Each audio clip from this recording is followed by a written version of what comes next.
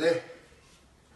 voina pol kita kan zir tur chu zir lai sam ni pasari na o nang Mizoram tlang nuam ti puvi hola phu ania hi athuk ka thiam lova ka sa thiam lo sak chi nge cham chi ka khabi lo nga chu e thuk te po thadam lo ne me the ma se ka khiat zo ni lem lo ni ka chiaranga a zia ka soi fianga rei lo te chau kan tianga chuan chumi to ta chuan ti turin nei ve do na ni ala thu tlang pui chia ka sang le o nang Mizoram tlang nuam ma sang chuan i moi ngai lo ma se tu na o zoram i ming alo thang don ta ani lo var chua kang che tin ta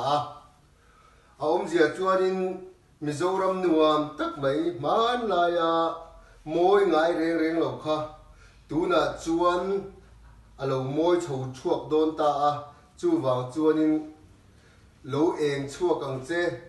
lo par chua kang che i ming alo thang to don si ya ti na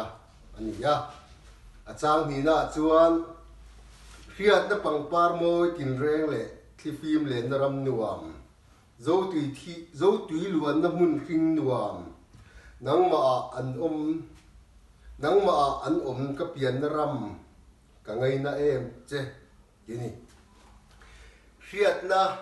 pang par moi tin reng ti chu riat na chi rang chumi le khi phim le na ram nuam tui thiang lim tak tlang tanga korte ron luang kha tui thiang lim zo tui thiang lim tak luanga ka tiang ang na ka pian na ram nuam kha ka ngai na em che ni zo thi phim len na ram nuam pang par chi khang na bom na ram nuam mi ka ngai na che ni ati na ni tin nang ma a thil thalo chu in thoi se chun zurui te dan swal tin reng i khol kum tin abo zel ani ya dan thai na lua Mizoram lo to thim hey in thoi na mi en dam lo chuan bol pu an ne ya chuan in ram huwa emo lungbul emo thingbul emo ena an in thoi thi na ni ari ne mo ke li ne mo ui ne mo ti khanin ran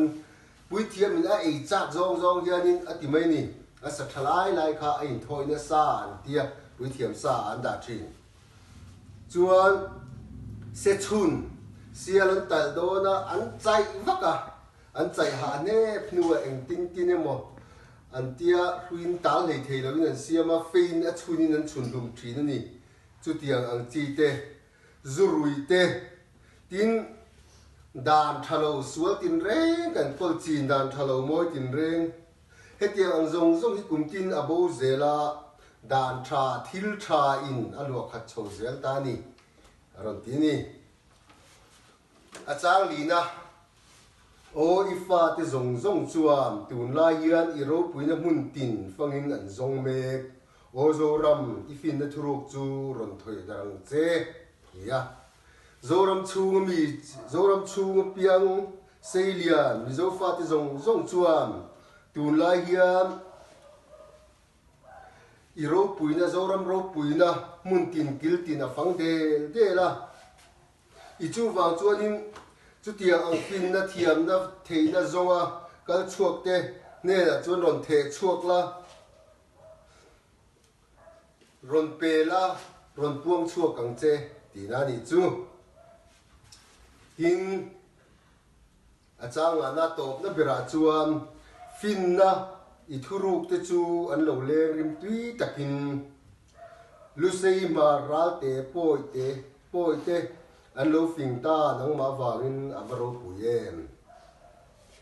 he ram chunga pianga selian ifa te hring cheng te chu ne na chuan moi takin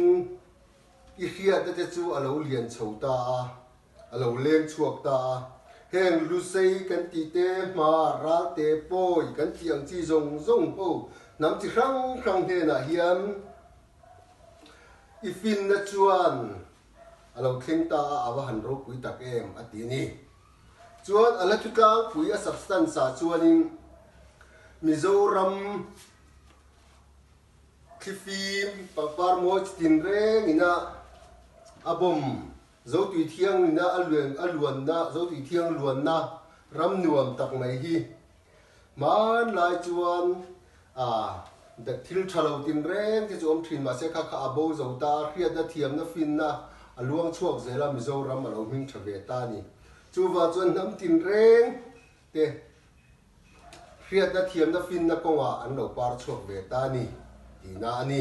a phua tu hi po vi hola ani ya chuan ti turte a oma ti turte pali na kha in lo enanga he la hian thuru ti a oma thuru ti a oma thukru ti modified form ani ya heng thu ti a modified form ziak ro ati ya a modified form pali na le thang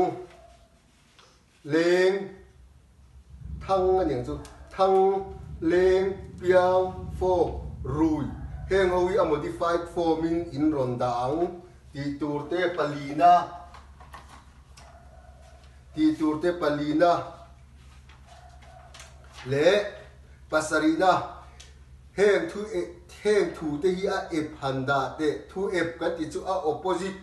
mani kan sei khami pa ni chuan mei chia kong chak ani chuan kong thang ka tiang kana opposite tun lai the dar ro pui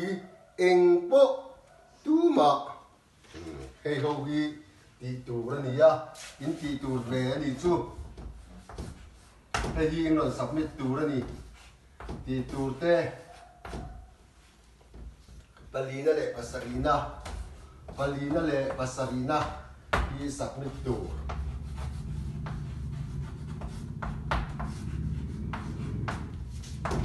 in ron submit hutan zan in dar som Sunday zan kan ti to alawang zan in dar som thleng anianga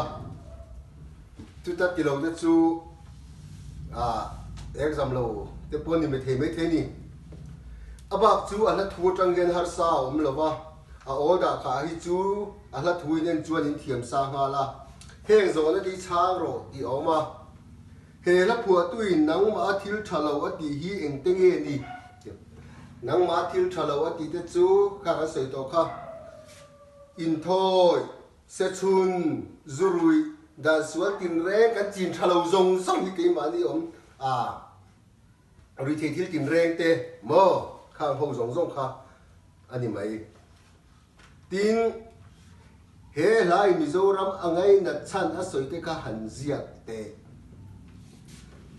man lai chuan a ming thang ngai lo ba ma se tu chuan lo ming thang don ta Mizoram angai na chan te chu riat na pangpar mo tin reng le thlifim le na ram nuam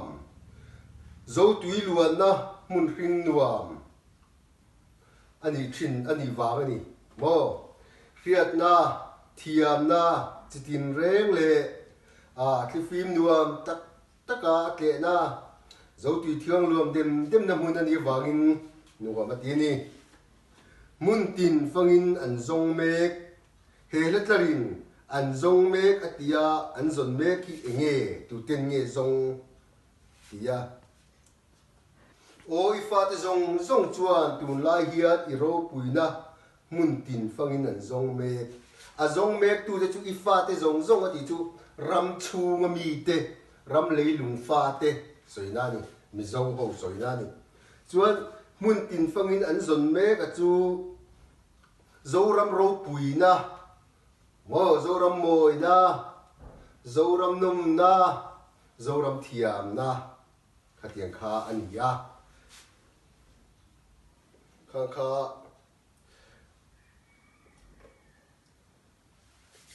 kan zirlai na poimo kan zirlai buina poimo deu tura aron that than chu ania he himun takinin lo chiar ve anga chuan ti tur kan ti hi Sunday zan kan ti to don lova in rin ni zan in dar som ma in kan ti don dar kar in kan pot don ni le du to kang o